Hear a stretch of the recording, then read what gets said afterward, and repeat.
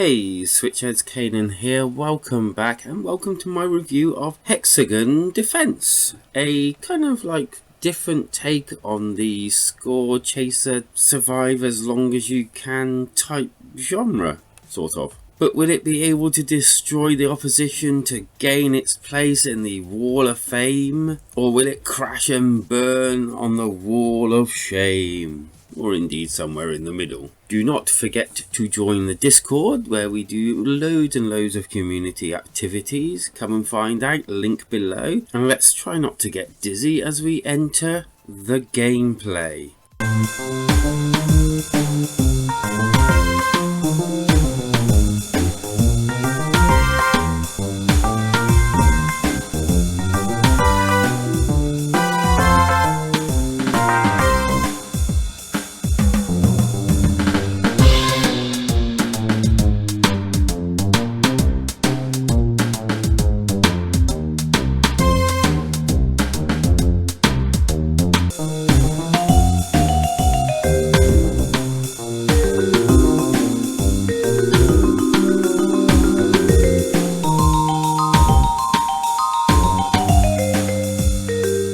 And that is pretty well how you play this game. There's 4 arenas that you can unlock and 1 special arena. And they all pretty well do the same thing as each other, which is kind of weird, just but with different graphics upon them. For instance, the first arena has insects, and there's a green insect that basically when you shoot it enough times it splits into 3. And then the arena 2 has the same mechanic. It has different coloured cars on a street, and again if you hit the green car enough times it splits into 3 cars. Smaller than that car, but still the same mechanic. The special arena seems to just be a slightly tougher arena, and you can get scores on each of these, but no actual online leaderboards that I can see, which is a huge mistake for a game like this. And then you've got your items, and once in the item menu you could only use it under touch controls, which is kind of weird, and because of that I can't really record much of it. But you get to spend coins and all on different buffs, items and bullet skins.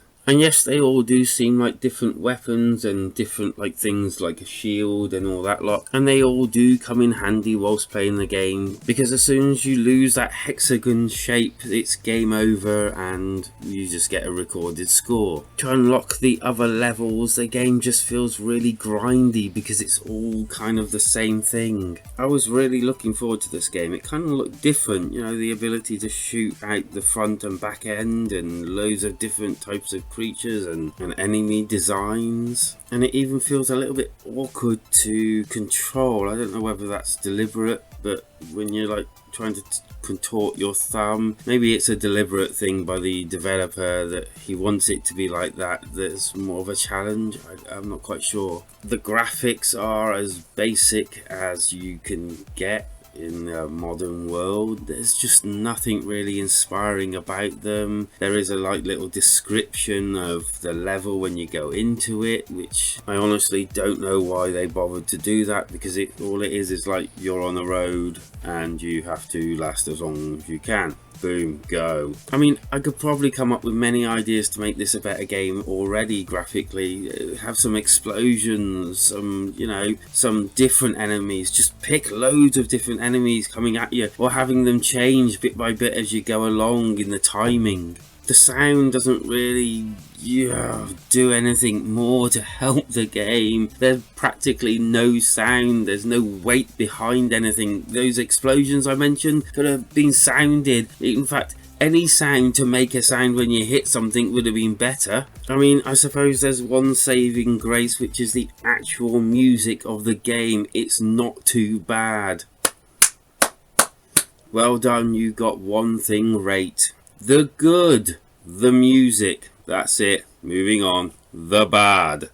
The sound, apart from that music, is terrible. The look of the game just doesn't look good. I'm sorry, but it really doesn't. I would say maybe he's going more for a kid's game, but I don't even think my daughter would like playing this. It's grindy. I mean, it is grindy, and no online leaderboards. Seriously, no online leaderboards for a time and point chaser game. The score. Okay, it's not quite a 1 out of 5, and I know probably a lot of people are looking at it and thinking it is, but it does have a couple of just about points to get it to 2 out of 5. And my alternative to this game is called Orbit XL. You're trying to kind of like make sure that you're not going and being sucked into a black hole whilst avoiding planets and objects at the same time. It's quite a good game. I reviewed it when it came out, and yeah, I enjoyed it. So are you in agreement with me? If so, or even if not, let us know down in the comments. Or better still, come and join us in Discord, where we're doing lots of fabulous things, all with the community, and we have a good laugh and some fun, and we play some games, and we do a lot of streaming on there. Link below, because life is better when we switch together.